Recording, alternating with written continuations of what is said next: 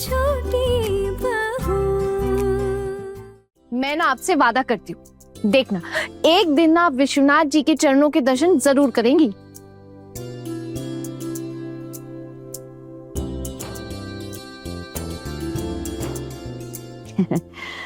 अरे तू वादा मत करना, तू तो बहुत बड़ी बड़ी बातें करती है। माँ छोटी हूँ लेकिन मेरी बातों को हल्के में मत लीजिएगा। मैं पक्का कह रही हूँ, आपकी इस इच्छा को ना जरूर पूरा करूंगी। मैं कह रही हूँ ना। मैं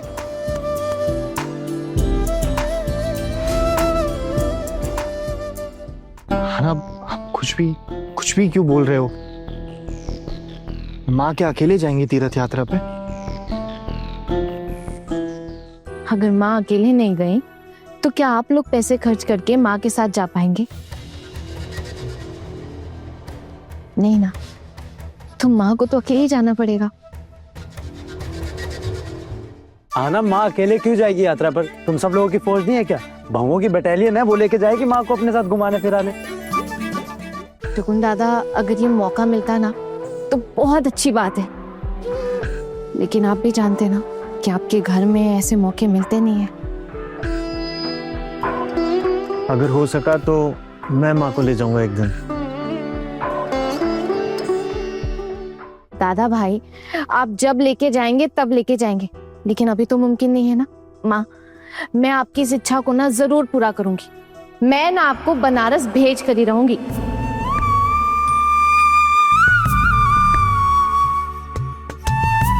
सब नसीब की बात है छोटी बहू, हर किसी के नसीब में सब कुछ नहीं होता। अरे क्या आप कुछ भी बोलते रहते दुर्गा।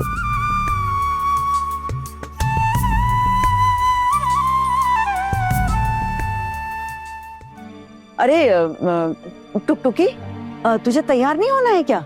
देख, मैं भी आते से सबको यहीं लेकर बैठ गई। चल चल, उसको जरा तैयार करते हैं, चलो। छोटू मामा के साथ माँ को भेज पाऊं तो कैसा रहेगा? बस कैसे भी करके भेज दूंगी। घर में हंगामा होगा तो हो जाए। माँ की ख्वाहिशें आज तक पूरी नहीं हुई, अब उनको पूरा करने की बारी है। मेरे पास तो पैसे भी हैं, प्राइस के पैसे। उसी से माँ को तीर्थ यात्रा का खर्चा मैं दूंगी, जरूर दूंगी।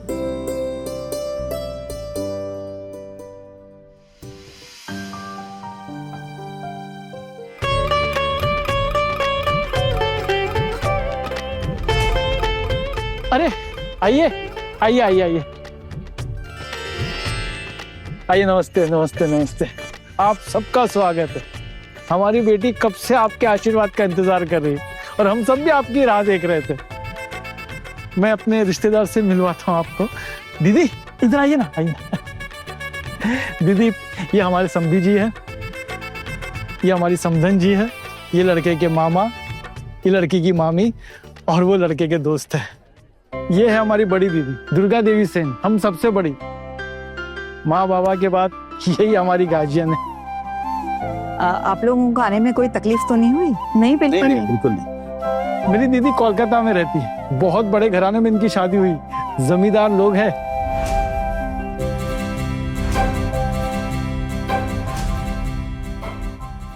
और ये तीनों मेरे भांजे हैं। वैसे तो खुशी की बात है कि तीनों यहाँ है। क्या है कि काम में इतने व्यस्त रहते हैं कि समय ही नहीं निकाल पाते हैं। ये जो बीच में ना, ये टुकुन है, बहुत बड़ी नौकरी करता है, शहर के बाहर ही काम करता है। अभी छुट्टी मिली है तो घर आए हैं। और ये छोटू इलेक्ट्रिसिटी बोर्ड में है, ऑफिसर की परीक्षा दे रहा है, और अगर सबका आशीर्वाद रहा तो देखना एक बड़ी पोस्ट पे काम करेगा हमारा छोटू। और ये है खोकुन, हमारा बड़ा भांजा, ये भी काम धंधा संभाल रहा है। और ये है हमारी बहुएं। और ये जो है ना, आना आना बेटा, ये बीए पास है, बहुत पढ़ी लिखी है हमारी बहू। एक और महत्वपूर्ण व्यक्ति से आपको मिलाता हूँ, छोटू दा, आइए छोटू दा। ये छोटू दा है, ये कॉलेज में प्रोफेसर थे। हम जब छोटे थे ना तो इनके पास ही पढ़ने जाते थे। नमस्कार। नमस्कार। अरे टुकटुकी भी आ गई। बेटा आशीर्वाद लो बेटे।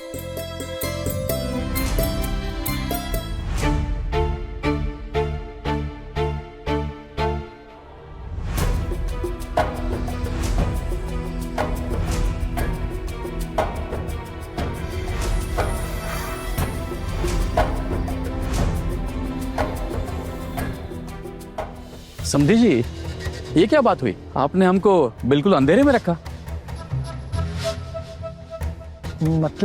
मतलब ये कि जब शादी की बातें हुई थी तब हमने साफ साफ लेन देन की बात करी थी और आपने कहा था कि आपके घर में दूसरा कोई कमाने वाला नहीं है, इसलिए आपकी ज्यादा कुछ देने की हैसियत नहीं है। जितना हो सके आप गहनों से सजा देंगे लड़की को। और नगद की बात जब मैंने की, आप गिड़गिड़ाने लगे कि नगद नहीं हो पाएगा आपसे। तो अब क्या साफ सुन गए आपको? जी बोला था। और लड़की को भी आपने गहनों में कैसे सजाया है, एकदम हल्के फुल्के लग रहे हैं, है ना? हाँ हाँ, सारे गहने हल्के फुल्के हैं। अगर हम होते ना तो ऐसे गहने नहीं पहनाते दुल्हन को। आजकल सोने का भाव कितना बढ़ गया है, आप सब तो जानते ही हो। और हमसे जितना हो पाया हमने अपनी बेटी को पढ़ाया लिखाया, उससे अच्छी सीख दी। इसके पिताजी छोटी मोटी नौकरी करते हैं और हम बस उसी के भरोसे जी रहे हैं। हमारी एक बेटी और भी है, उसका भी तो बोझ हमारे सर से उतारना है। तो इसका मतलब यह है कि आपने अपनी बड़ी बेटी के बारे में खास सोचा नहीं है। देखा कि लड़का अमीर घराने का है, सरकारी नौकरी में है, आलीशान बंगला है और ससुराल वालों की काफी इज्जत है। फकीरों के हाथ खजाना लग गया। आपने सोचा बेटी की विदाई है, ऐसे ही कर देंगे। आपको तो कोई लेन देन की जरूरत ही नहीं है। आप अपनी बेटी की शादी कर रहे हैं। आप मछली बाजार में मोल भाव नहीं कर रहे हैं। हाँ, फिर तो हमने ही कहा था ठीक है, इनसे नहीं हो पा रहा है तो फिर छोड़ दीजिए। मेरी ननद ने तो अपने घर में कितने सारे लोगों को आशियाना दिया है, पेट भरने की व्यवस्था की है। आपकी बेटी को भी 2 वक्त के खाने पीने का इंतजाम कर देंगे। लेकिन यहाँ तो पूरी पिक्चर ही अलग है। आपने तो हमें बताया ही नहीं कि आपके इतने अमीर अमीर रिश्तेदार हैं। आपने हमारे भोलेपन का फायदा उठाया है, ठग लिया है आपने हमें। देख रहे हो तुम सब, दहेज के पैसों के लिए किस तरह से बर्ताव कर रहे हैं ये लोग। देखिए, आप प्लीज समझने की कोशिश कीजिए। आज टुकटुकी का आशीर्वाद है और आप लोगों ने तो इसे दिल से अपनाया है ना, तो फिर आप लोग ऐसी बातें क्यों कर रहे हैं? और वैसे भी थोड़ी देर में बाकी के रिश्तेदार और पड़ोसी आ जाएंगे, तो प्लीज मैं हाथ जोड़ के रिक्वेस्ट कर रहा हूँ कि आप उनके सामने ऐसी बातें मत करना, वरना हमारी बहुत बेइज्जती हो जाएगी। और जहां तक रही बात मामा जी की, वो यहाँ नहीं रहते, अपने गांव इतने सालों बाद आए अपनी बेटी की शादी करवाने, अपने पुरखों के घर में। मैं आपसे रिक्वेस्ट कर रहा हूँ, प्लीज समझने की कोशिश कीजिए। वो भी एक बाप है, उन पे भी बहुत बोझ है। बोझ तो हमें भी काफी महसूस हो रहा है। आपके मामा जी ने हमारे साथ धोखा किया है, तो जैसा तैसे करके लड़की को हमारे गले में बांध रहे हैं।